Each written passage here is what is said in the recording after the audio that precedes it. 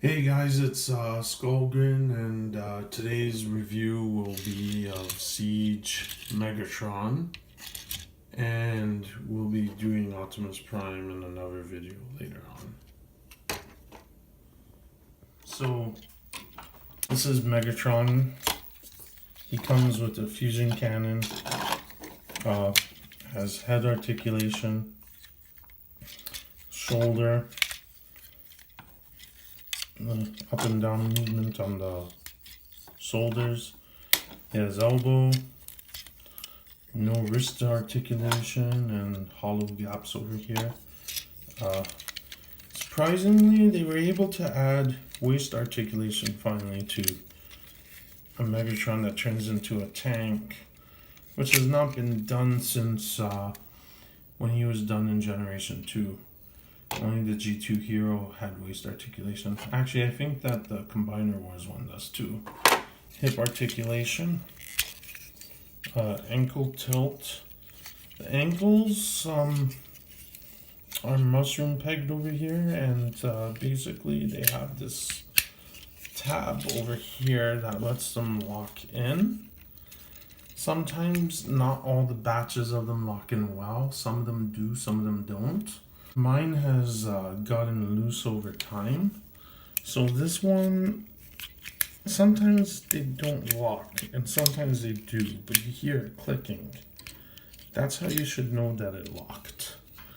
And of course the fusion cannon and the electron gun. Forget what its name is. It's like a laser cannon. It's basically based off of his original toy's gun, and it also becomes a sword.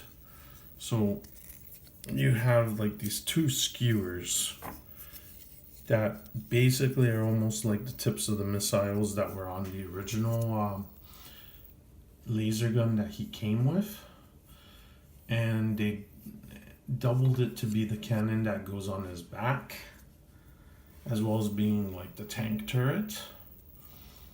And they painted it quite well, very nicely. They added several red paint applications and silver applications on the barrel. They,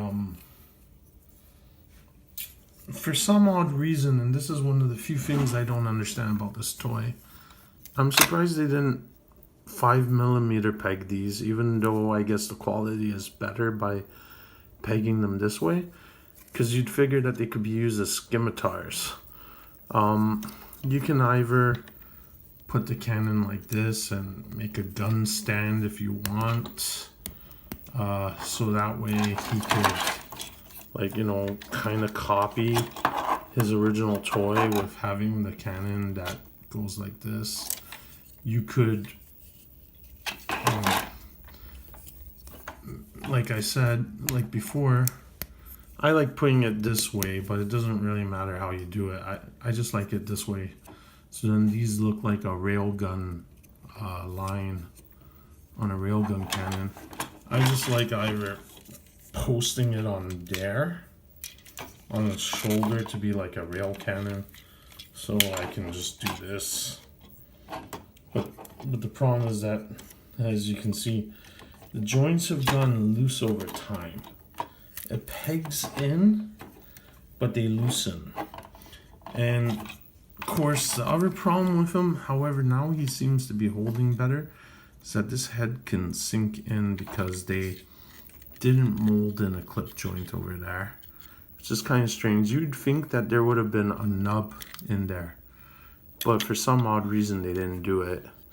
Because especially with the way this is designed with the two tips there, you'd think that they would have a nub, but they don't. So you can accidentally cause the head to go down like that and sink in, which is not that great looking, right? And of course you can peg the cannon like this if you want, like the other one. So you can have this like double cannon type of idea going. And you can peg the guns on any other part, like here on the shoulder, on the top here like before, on the back, all right, like that. But like I said, it gets loose over time. And of course, you can boom to get that cannon on the back, like in the cartoon sort of thing. So that way he sort of looks like the cartoon version with his shoulder cannon up on back, like that. And of course, you know, his signature fusion cannon. It has the classic styled look on this side, and it has a more futuristic detailed look on this end with targeting receptacle and all that stuff. Kind of would have liked that they had added maybe only just a teensy bit more paint to it, but considering how much they painted the other weapon, it's not much of a big deal. He has the red paint apps here, the battle damage. He has red on the shoulders, which is a carryover from Combiner Wars. They did this interesting metallic brown here, which I think is kind of a nod to the original like Micro Chains pistol toy, MC-12, where he was like a black and brown gun before he got recolored in gray and then got recolored in silver with the cannon extensions like the scope over here. Because the original toy just came with the sword and the electrical pistol, which this weapon turns into both of. And so like he didn't originally have a fusion cannon. But like, so basically, like what we said before, you could do a whole bunch of things with the fusion cannon. You can make him hold it like this, which is similar to some of the comic books where he used to hold the cannon and grip it. Sadly, my joint here has gotten a bit loose with weight. Like, if you wanted that electron gun look, that electrostatic blaster thing that he had on the original toy, here's how it would look. The only problem is that with play, this joint gets a bit floppy and loose. I understand why, but I kind of wish that they had made it a bit more ratchety, but it probably would have cracked if they did that, so it's understandable why they didn't do it. But I do love the versatility in this toy. Like, I could go all G2 and give him a shoulder cannon like this, you know, put the other cannon there, like, you know, before. Only thing I kind of don't like, but it's fine because it doesn't interfere with any articulation over here or anything like that, or transformation. I would have liked it if they had found a way that you could put this over here like that. So it could have looked more, so you could get that G2 look if you wanted. If he had like just a clip to lock in. I'm also surprised that there's no hip cannon thing, because the original toy had the hip cannon. And I know it goes on the back in the cartoons and it was positioned here, but you'd think that they would have added a piece to make it go there. Of course, maybe fans wouldn't care too much about that. So as for the paint, my only complaints is that they didn't add extra red here and there, and that they didn't bother painting his red button, but they did nicely do the blue buttons and the yellow button. As the battle damage, like we've said, is either hit or miss for people. I personally like it. I don't have a problem with it. I think it looks cool.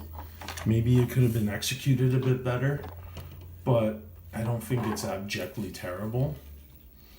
And the posability is great. Some people don't like that he doesn't have a wrist joint. I kind of wish Hasbro would have given him the wrist joint, but considering how he transforms and everything that he does, it's fine that he doesn't have the same level of articulation as the Prime, because it kind of seems like what they did was they focused on Prime being the more big ticket with the posability and transformation, and it seems like with Megatron what they focused more on was the transformation, workable tank mode, and the body look. I mean, the stature of his body, some people think that the chest is too wide. And they feel like this part was not as, long as in the cartoons. But to be honest with you, there's some artwork where he does look this way. And the second thing about this is that his build is proportionate to the original toy, even though he's designed to look like the cartoon model. It had a wider, long chest, and it had a very sumo sort of look to it, like a pit fighter, gladiator type of look. So to be honest with you, I really like these proportions, and I would love to see this guy recolored a few times, even though sometimes, having too many repaints of the same mold is not always a great thing. But in this case, if they were maybe willing to give him an alternate head, like the minor head that he's going to get in his combat recolor, I wouldn't mind if they did a homage to the black version of the original toy, where he had a more toy-style head retool or something, because he has the proportions. I mean, like, let's say the MP figure might be a better toy. It comes with a toy-accurate looking alternate head in the Toy Colors recolor. But the thing is that thing was designed to have the cartoon proportions. This thing feels like a cross between the cartoon and the toy. And so to me, I feel like they nailed it in the sense of making him look like the cartoon, getting the best things about the original toy, and putting them together and making a new toy with a Cybertronian mode and everything. Also, the face sculpt is probably one of the best Megatron face sculpts that we've ever gotten. The unibrow was pronounced. They actually bothered to put the paint in between the unibrow. Usually, the unibrow is always concealed now. One of the things I can't stand with him is, these days, I get that they give him a more covered helmet look on the front of his eyebrows, which makes him look a little younger and more military. But it completely covers up the eyebrow, which was one of the things that gave him a unique look. Because overall, he's kind of a generic looking robot. And the idea of the original face was a helmet within a helmet. And the unibrow was like a mechanical plate, which was shrunken down for the cartoons, but was really actually almost like a crown underneath the helmet on the original toy. And I like both the cartoon look and now the toy look. The original toy look has grown on me. However, I'll admit that the original toy was not well proportioned head-wise. The body was not well proportioned. But the toy's original look has grown on me over the years, where before it wouldn't have interested me much. But I still do like this also more cartoon accurate head and the way they did it. And the minor head that is on the recolor, the combat Megatron with the G2 color scheme also looks nice too. Looks more younger, closer to the original toy's head, but just with a plate on it for the mining symbolism and the gladiatorial helmet, like in Megatron Origins, where he was a miner and then became a gladiator. So, the sword mode. Here we go here. Not sure if I'll have enough time to review Prime in the same video, but I at least just, figured. So yeah, the sword, I really like it. It's similar to the dimensional sword of MC12. The American Hasbro toy did not come with the giant Christmas tree sword. Only the Takara version did. And unfortunately, the Hasbro one didn't get the sword, and the reissues have it. But the funny reverse is that the Takara toy, even though they made him with the extensions for the MC13 Uncle, and the MC12 was no extensions. The original one, MC12, had the laser gun and the sword. Then they gave him the cannon extensions and kept the laser and the sword. Hasbro sold him with only the laser and the extensions and the scope that became his signature arm cannon, but didn't bother with the sword.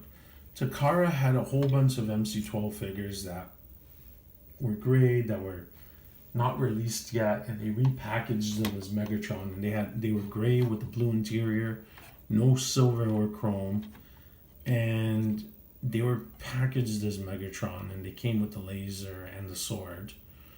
And basically in that case, what had happened was that he had the blue innards, he was gray, he was not metallic and red like the American version or the MC-13 Uncle from Micro Change.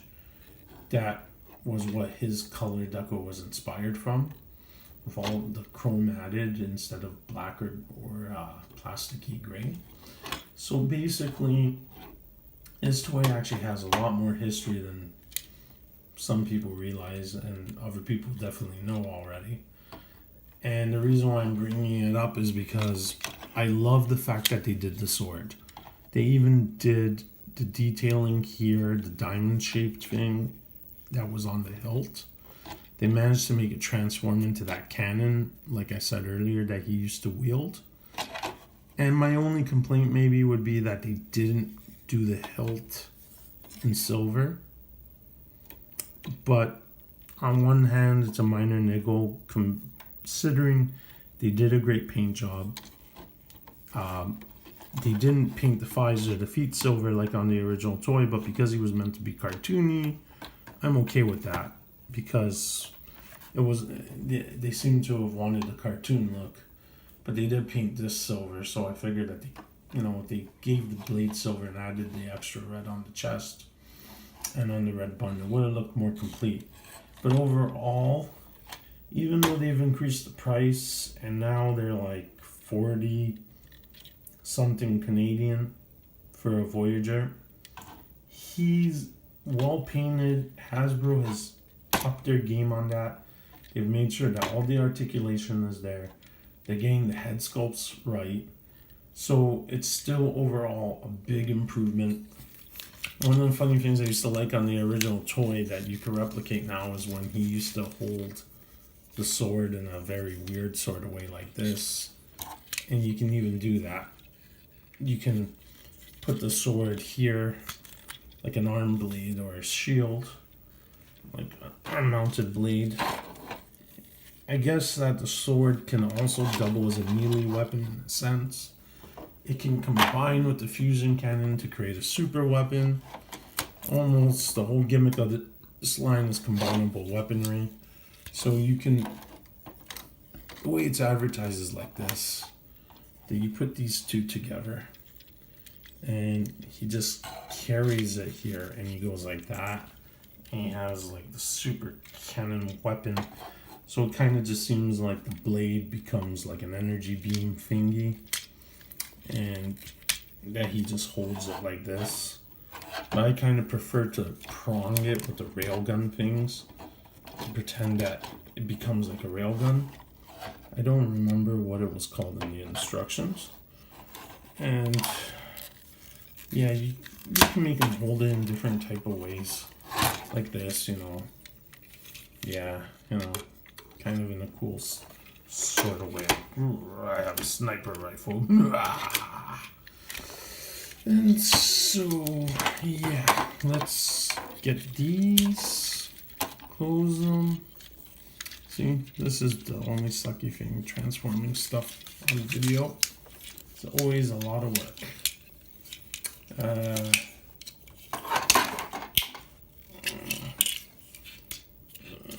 There. And I remember you lock them in and they go down. These go like that. He basically transforms into an H-tank, similar to the Armada Megatron toy. He has the turret piece here, which is nice, Hasbro has been focusing on making sure that all his tank modes have turrets now. And you pull these up over there. This goes like that, there. This is the whole tanky front end of the H-tank robot turned into a tank thingy transformation. his head hides in there, sort of like Armada Megatron, which makes it kind of like really silly and funny in a sense.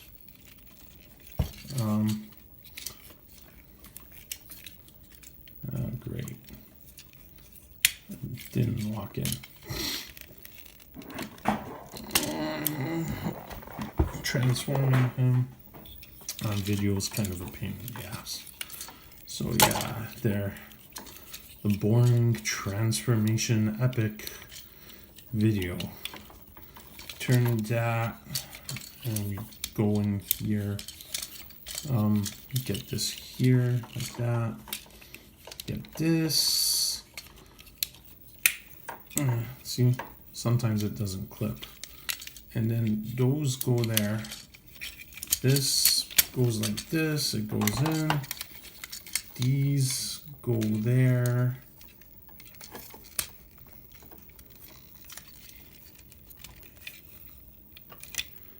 These tabs clip in.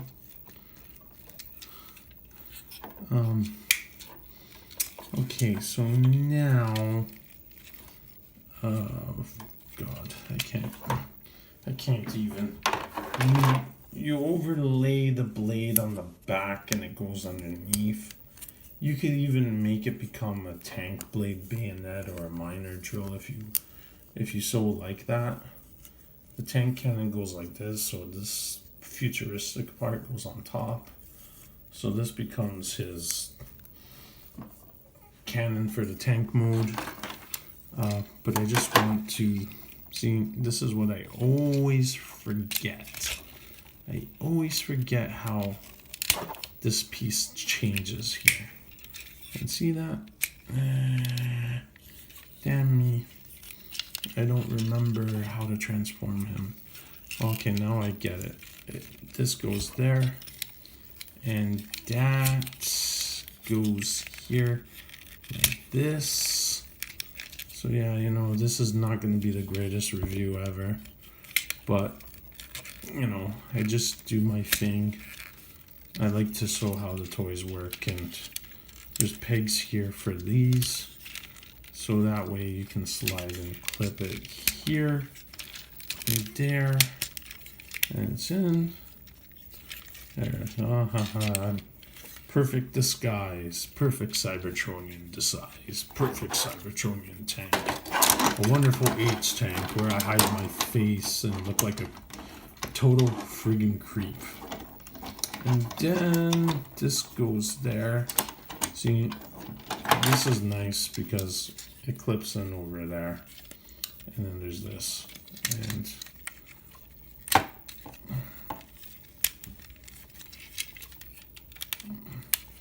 And behold the tank mode. Bum, ba-da. Doo-doo-doo-doo. You can even put the blast effects in there, all that stuff. I'm a little surprised in the sense that they didn't add some sort of minigun that you could put in the back.